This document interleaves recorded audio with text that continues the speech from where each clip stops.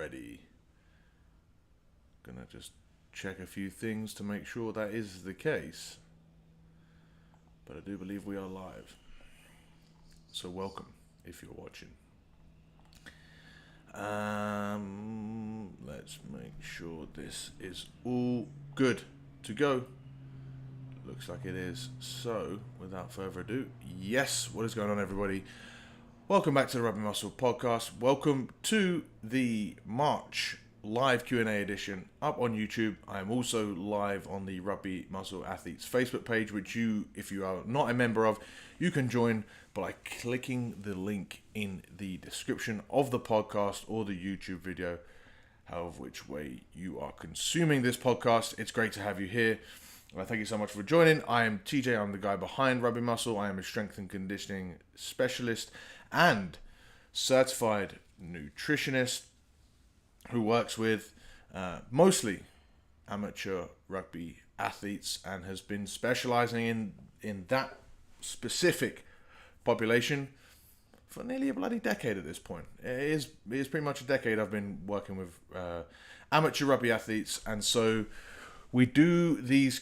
So Rugby Muscle was born from that, and we do these live Q&As once a month for the general public. We do them once a month for members only as well, and the idea here is that we can get into nuances for your particular circumstance. We can get into specific, questions that apply to you and your situation, but we can also get into specific, deeper questions, I guess, like get into deeper answers of simplistic questions and run through different scenarios. I like doing these because they really can help you with whatever you're specifically struggling with, rather than giving just general answers, particularly when we've, with the questions that we're getting in.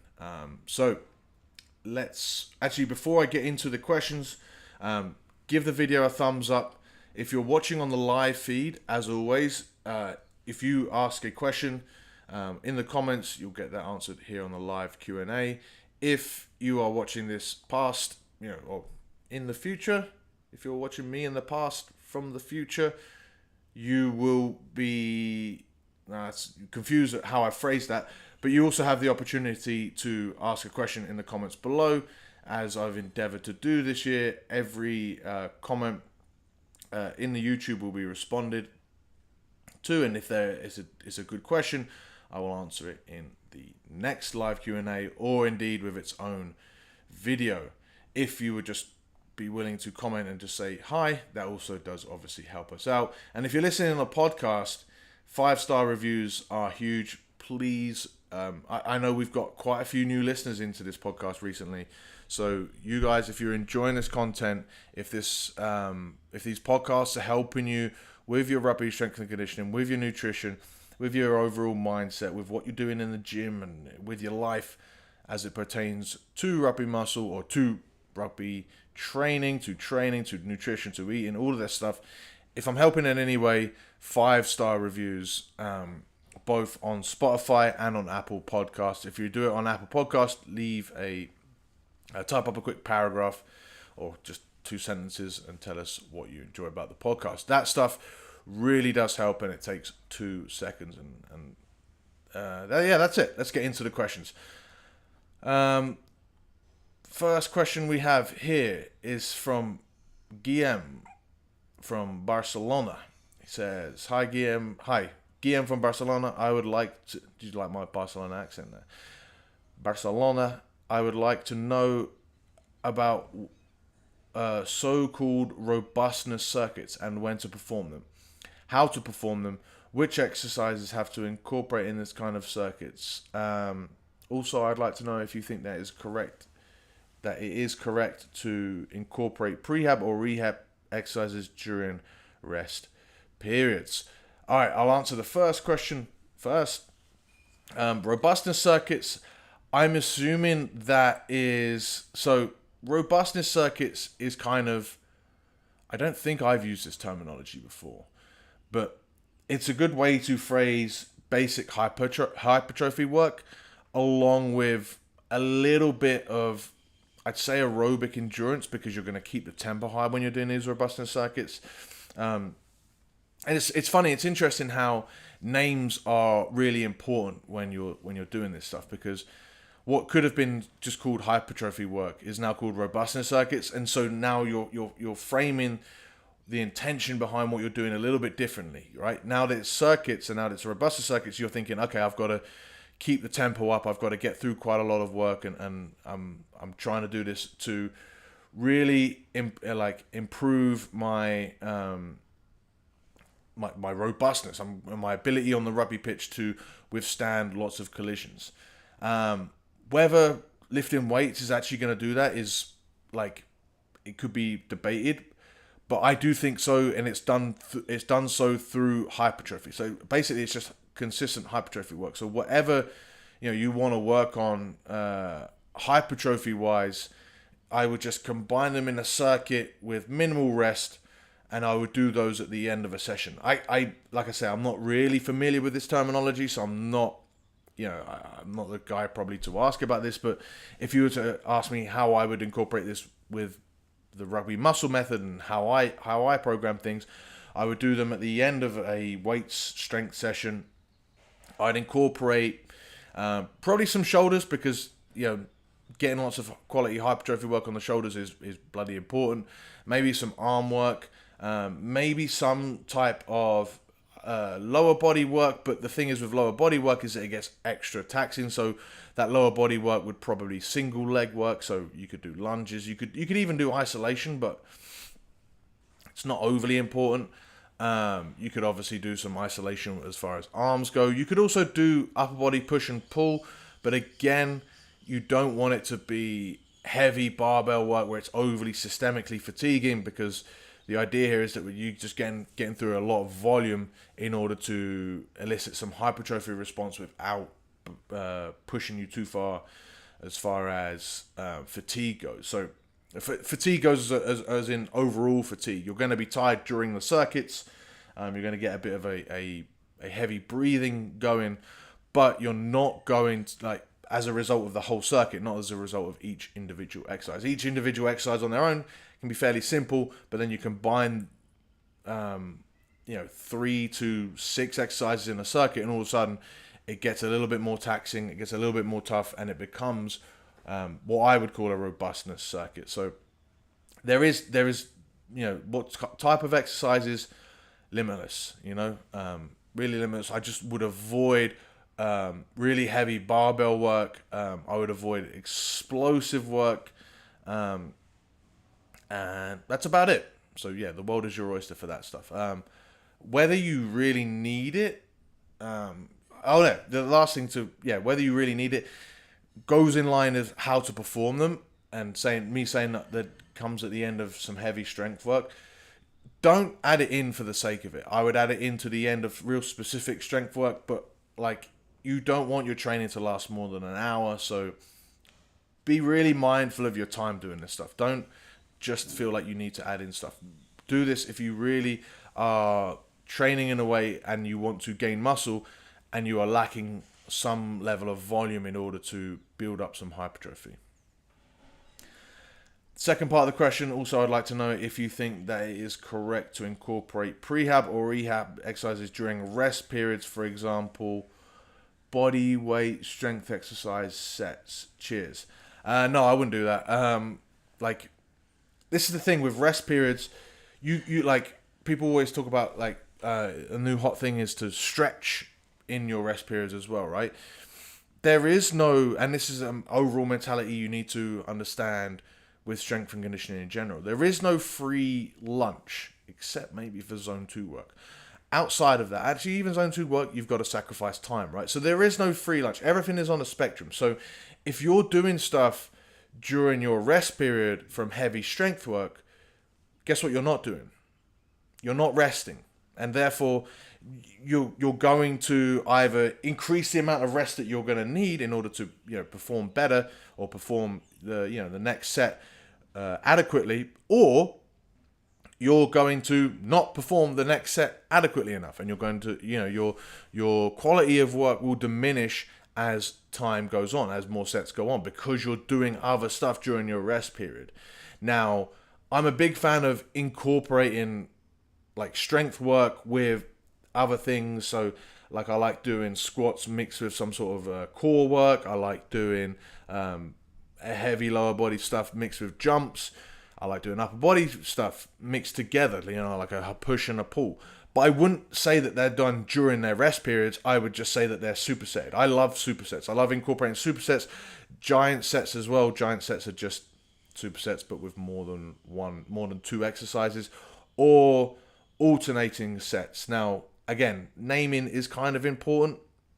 So, alternating sets are different from supersets because you're going back and forth between two different exercises, yet you're resting between those exercises, right? So one upper body example I love to do is do some heavy bench work along with some heavy rows or pull-ups, right? But I'm not going straight from one to the other, to the back and forth, because that will compromise to an extent the quality and the strength of the work that you can do. So what I would do is I would do the push, I'd rest 30 seconds to a minute. Coincidentally, probably a little bit longer than the time it takes just to get your breath back, but systemically.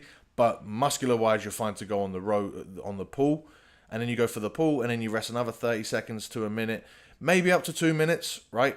But then you go back to the bench, and you've had 5 minutes rest from the bench, but you also have got some other quality work in, and you're not systemically fatigued. You're good to go. Right, so normally, when you're doing heavy strength work, particularly with the upper body, the system, the overall, your respiratory system, your CNS recovers much faster than the muscle, because the muscle will need that full 3 to 5 minutes to recover from really heavy work, whereas and perform again. Whereas systemically, if you're in shape, you don't need that long. And therefore, you can utilize that by going back and forth between different exercises.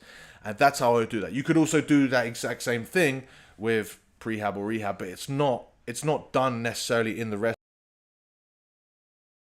dual sets or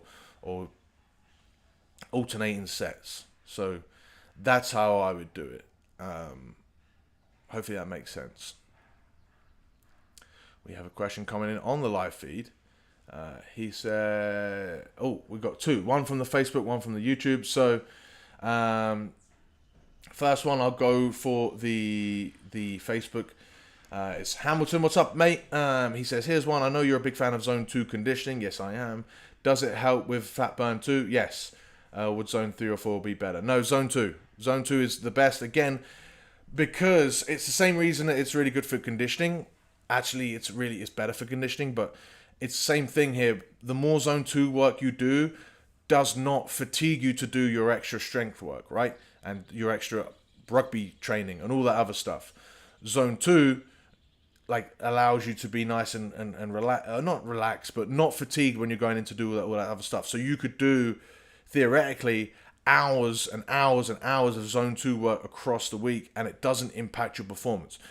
You cannot do the same with Zone 3 or 4. In the moment, Zone 3 or 4, yes, you're going to burn a few more calories, but it's going to impact the quality of what you're doing throughout the rest of your training. Not just throughout the rest of your training, but also throughout the rest of your day, right? If you're doing good Zone 2 work, you're not going to be tired for the rest of the day. You should be okay. Whereas if you're doing Zone 3 or 4, you might be knackered and lie down, and throughout the day,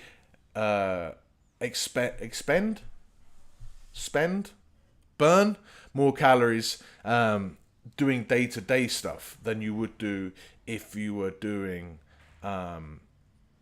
Zone 2 work, and you'd be fine you'd be fine within the rest of the day and the rest of the week. Also, I hate exercising to burn fat. That's not the way you do it. It never works. You get the worst of both, because you can't burn fat as efficiently by exercising as you can by really focusing on your nutrition. Like, how long does it take to burn 500 calories versus how long does it take to eat 500 calories? You could eat 500 calories in less than 5 minutes. That's as simple as it gets. So use your training to improve your performance. Use your nutrition to alter your body composition. Quick pause for coffee, and we'll keep rattling through. Arnie on YouTube says, "Hey man, it's a bit different topic. What do you think about England's number 10 choices?" Oh, I like to get into some rugby nerd discussions every now and again. So I think it's tough. I think Owen Farrell is clearly a ridiculously good leader for England. He's been on 3 Lions tours at this point. He's got to the World Cup final. Yes, they lost that game, obviously, but he's been proven time and time again as a massive leader, and therefore Steve Borthwick has gone for him as captain. That doesn't. It's tough when you pick a 10 as a captain because it's there's one position on the team sheet for that, and they're already going to be a leader. I'm not sure how wise it is to pick a 10 as a captain, in fact, but obviously they've done that, and I do think Owen Farrell, because of his personality and just grittiness, seems to be hated a lot by the rugby community. He is an unbelievably good player. If you watch even his highlights from Saracens this season, there are some passes, there are some running lines that he takes, that he puts people in space. There are some kick passes that he does. He is unreal. Now, the only thing that I think, or one of the things that Marcus Smith has against him, or over Owen Farrell, is his out-and-out speed and how he can play on the fly. I also still think Owen Farrell can do that, but probably not as good as Smith. I think what's happening, I've seen that Marcus Smith has been picked for 10 for England for this game coming up tomorrow against France, and I've seen specifically that it's done to exploit his speed. So that's obviously why he's in there. I do think at international level, you do, although Ireland don't really change their team too much, I just think you have to have the freedom and the flexibility, especially when you've got a squad as big as England, to somewhat change your lineups depending on your opposition. And I think especially with a team like England, where you've got so much depth and you've got a lot of squad depth, but not an out-and-out clear and obvious starting 15, that you need to tailor how you play to your opposition. I think especially when you've got the time and access that England do to their players when they're playing, I think you need to change. You do need to go with different approaches for different teams, and I think that can help.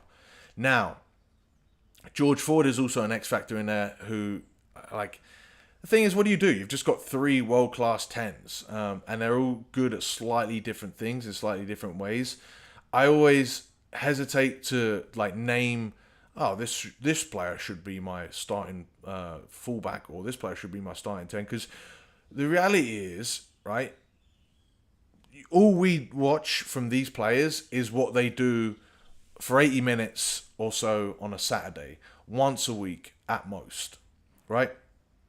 The coaches, not only are they more knowledgeable on the game of rugby than all of us watching, right? They're more knowledgeable on the players themselves. They're more knowledgeable on the squads themselves.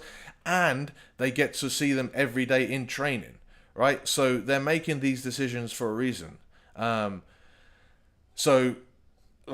Whatever we're making our decisions on is, not only are we probably not as smart as these people, but we're certainly less informed, right? So obviously Steve Borthwick's seen something at training, and obviously Marcus Smith had an amazing game last week for Quins, that he said, okay, I'm gonna go with my guy here, and that's what he's done.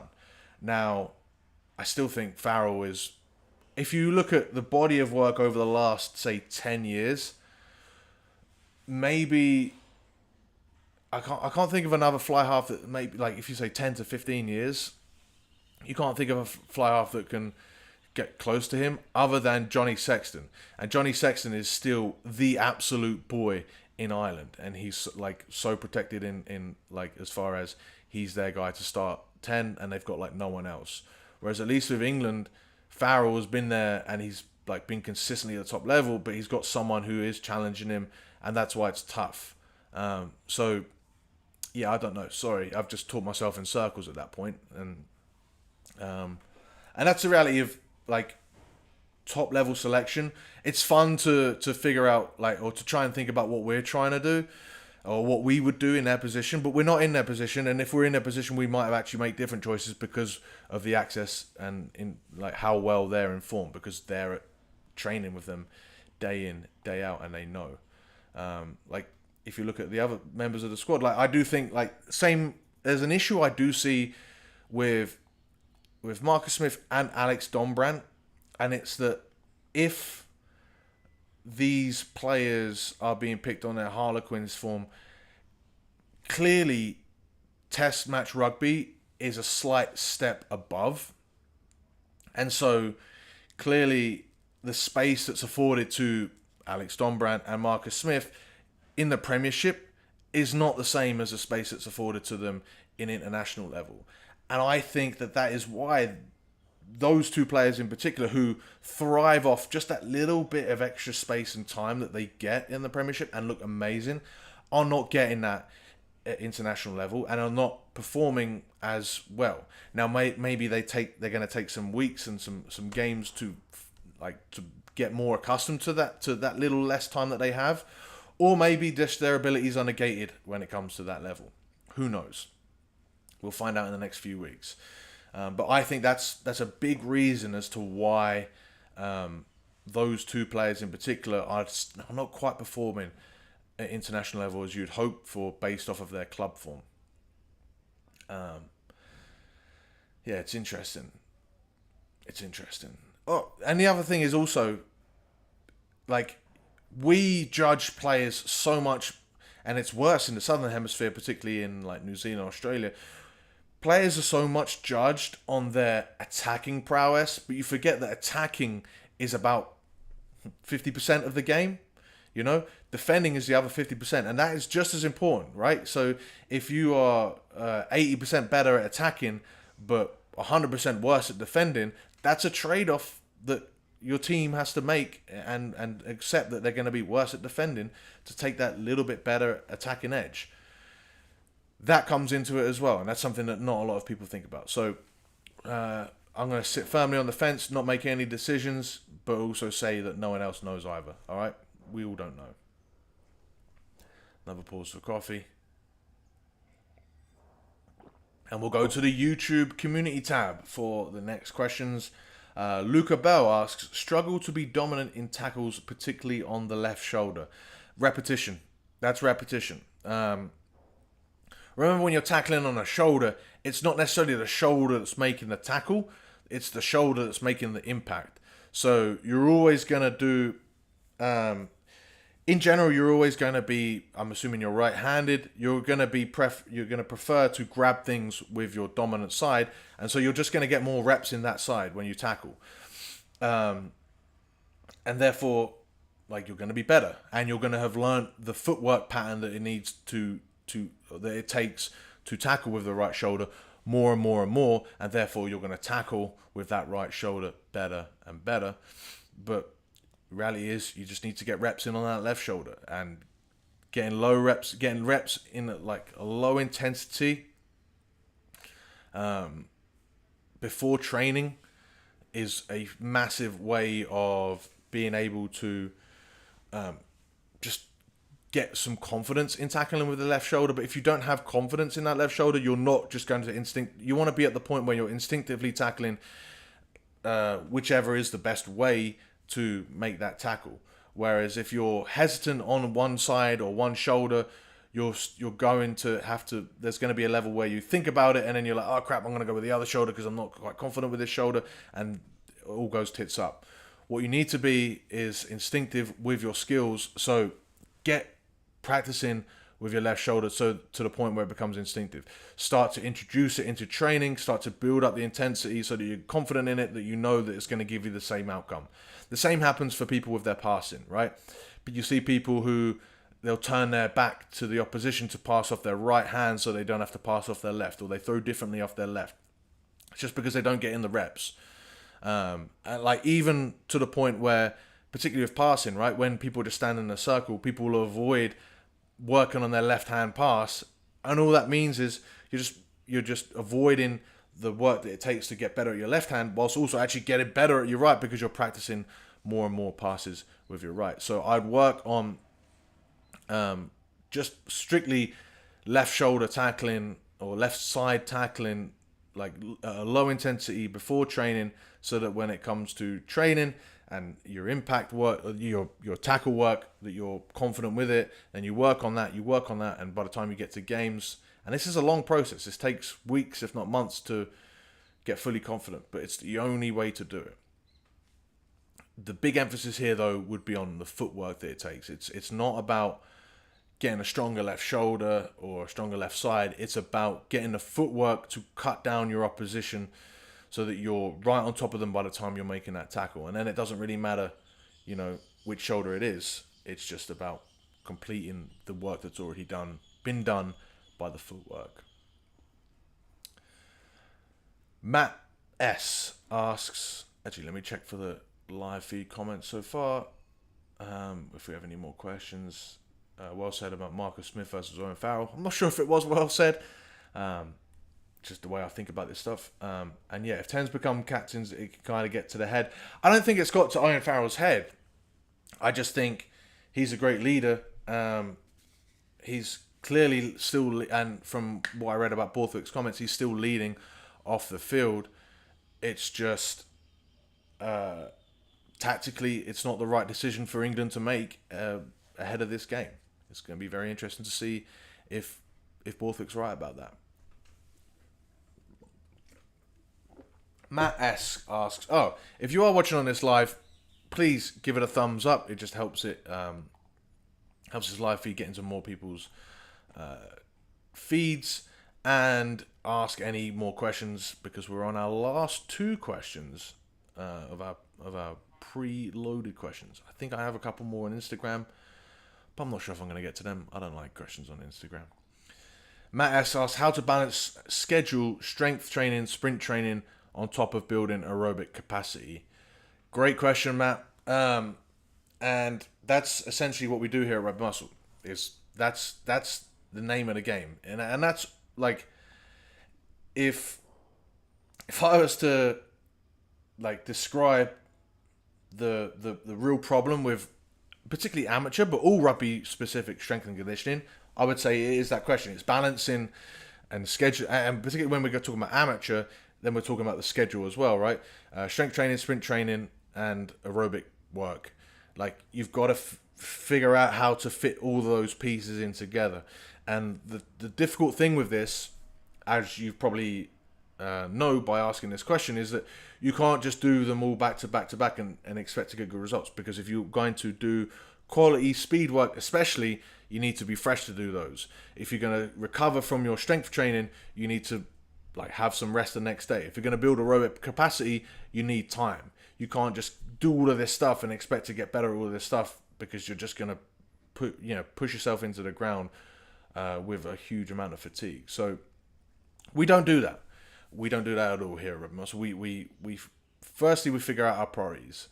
So I think we've done videos on this before, but let me give you the cliff notes. First and foremost, you've got to figure out your schedule, right? That's the most important thing, right? If you don't have your schedule at hand, then what are we doing here? We're just talking theoretics. So you have to figure out your personal schedule for your week. That's absolutely vital if you're going to do this stuff right.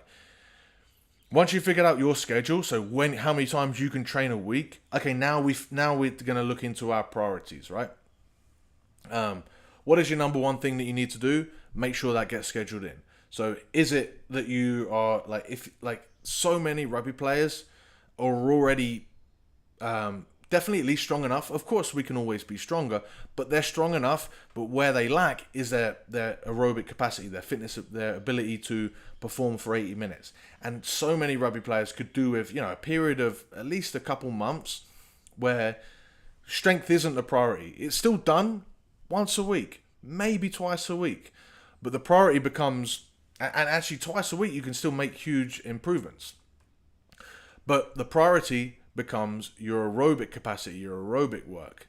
Then that goes in first, and then you figure out, okay, I'm going to get my my weight training on top of that. And then we're looking at sprint training, and we're making sure that we're not doing anything overly fatiguing before sprint training day. The other thing that we've got to consider here is your rugby training. Particularly, obviously, if you're in season, that's something we've got to consider. If you're in off season, it's not as big of a consideration, but we do have to figure out your rugby training. So what I like to do is incorporate you've got all these different factors now. Now you've actually got like a slate to work with, right? You've got a schedule where, okay, now I've got my high fatigue sessions, I've got my low fatigue sessions, your aerobic work, and I've got the time that I can fit this all in. You can't do it all. You have to accept that. You have to accept that there's always going to be more work that you could theoretically do, and that's okay because you're still going to make improvements. And therefore, it's impossible to give you, Matt, your specific schedule, but that's how you would go about creating your own schedule. The only other things I would add to consider is you could do one strength training session before a sprint day, potentially. I've changed my mind on this. Usually I would say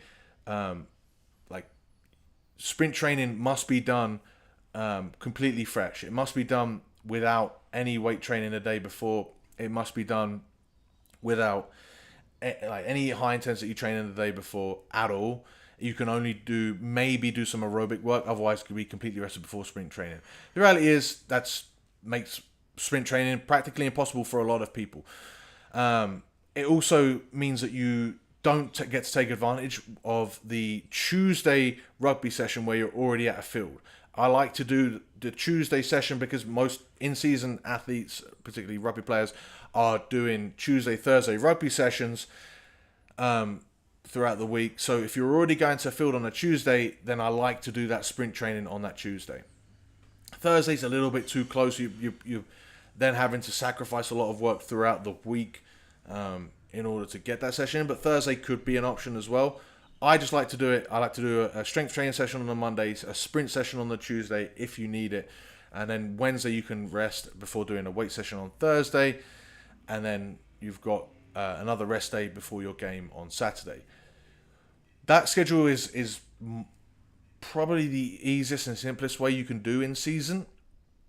But there is a big thing I've missed here, which is the aerobic training.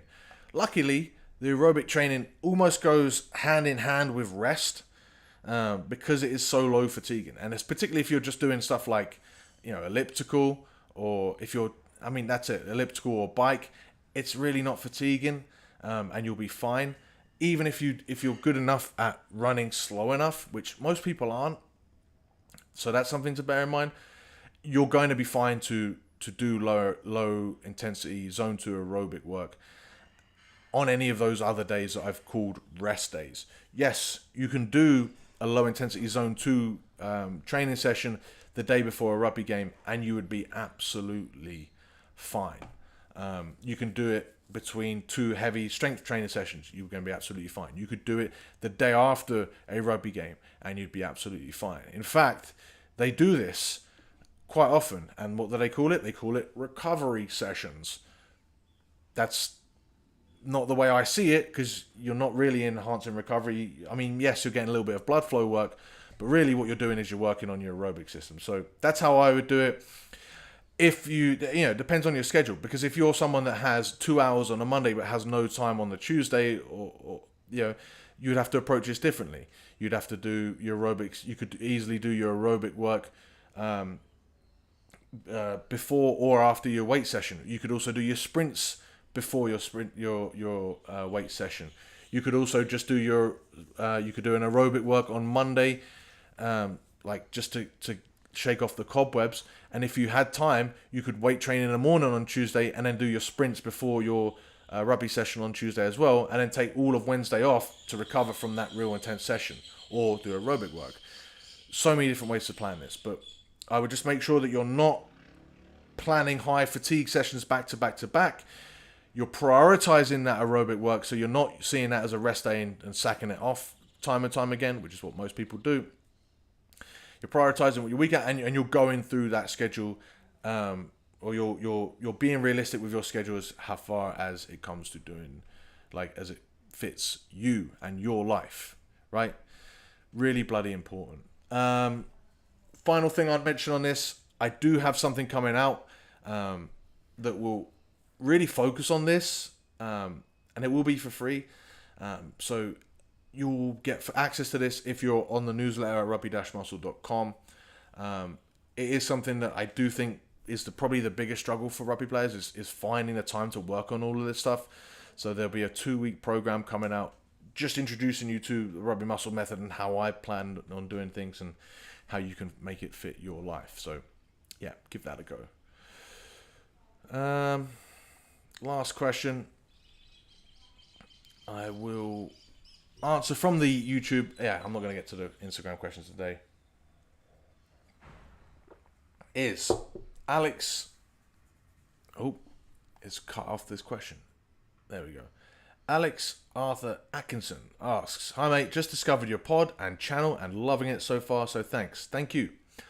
Again, if you do like these videos, you like this podcast, 5-star reviews, thumbs up, and comments and subscriptions are massive. And also share it with a teammate, because you want to have a better team, and therefore they want to buy into this stuff.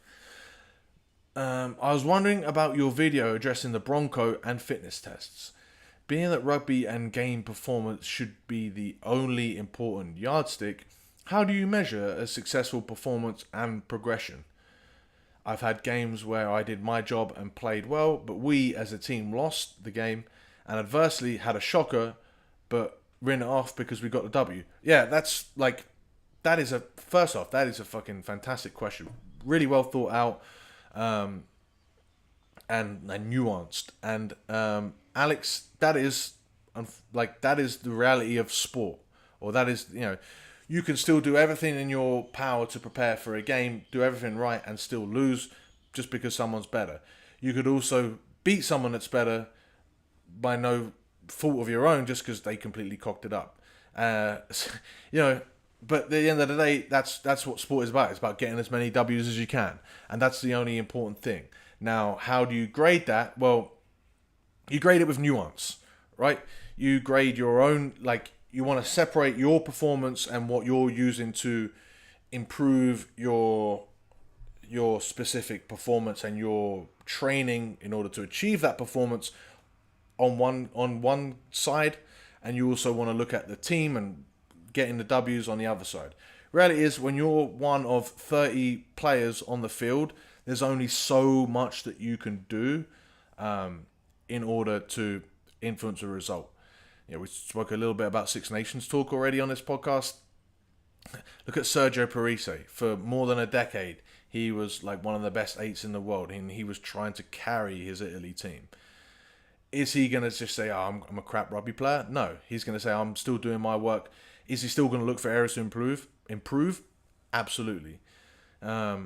Is he going to look at W's as the end of the game? No. As the end of the process? No. He's going to still continue to improve, and that's why he's guy must be 40 at this point, and he's still playing at the top level in France.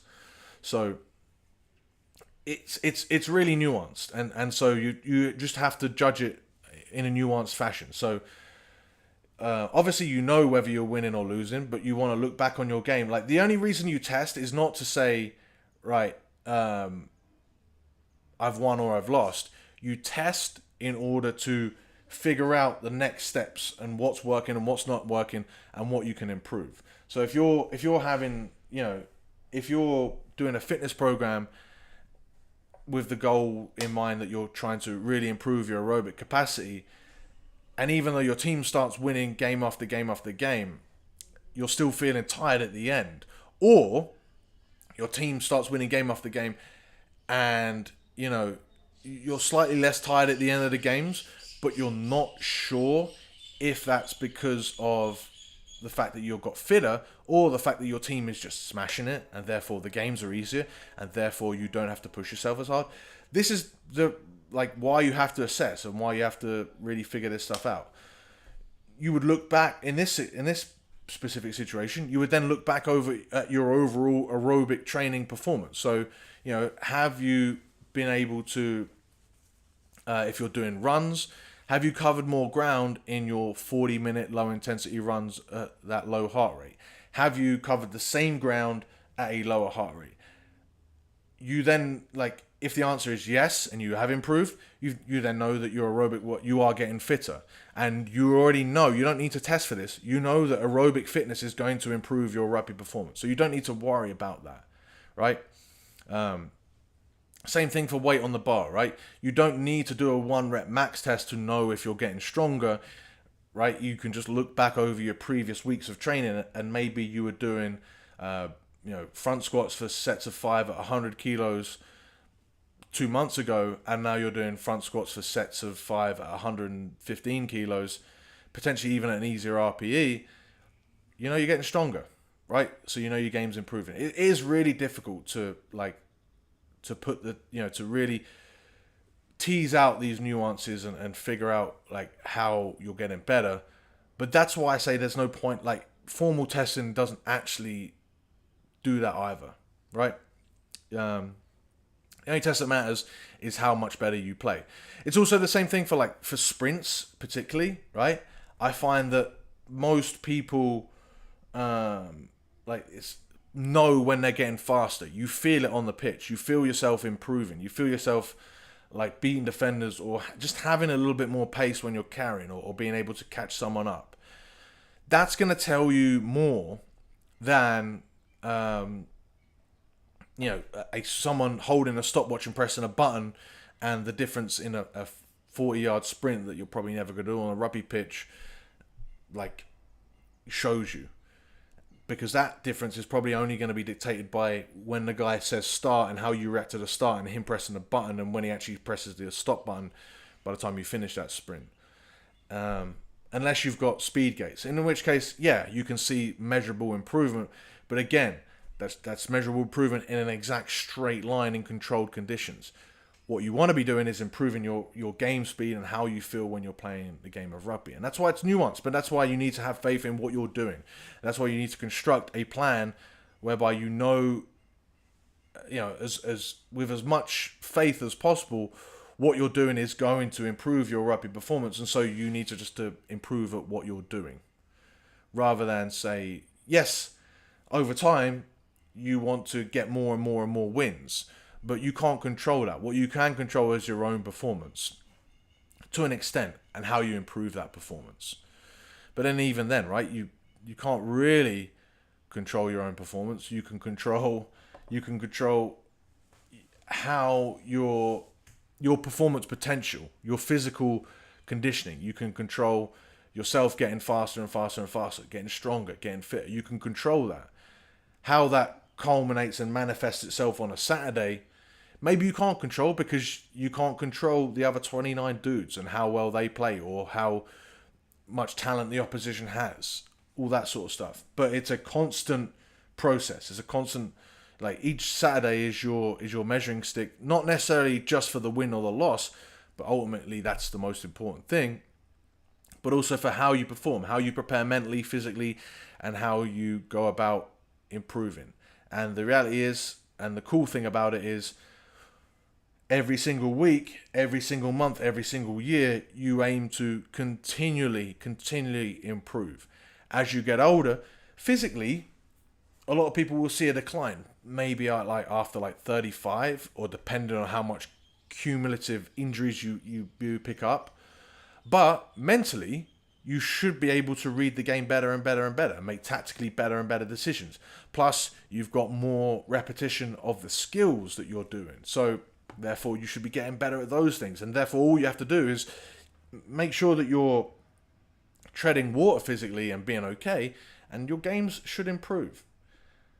But, it depends. It all depends upon the other 29 dudes. So, it's hard, but it's fun. And it's a process that never finishes. So, without really answering that question, I've answered that question. That leaves me with no more questions. Thank you guys. Thank you everyone that's watched on this live feed. I will pull the audio and get it posted on the podcasts. If you've made it to the end and you haven't given us a thumbs up or left a comment, please do so now on the YouTube channel. And if you have made it all the way to the end of the podcast, please rate the podcast. It does help out so much. Other than that, thank you guys so much for watching and listening. I'll see you in the next one.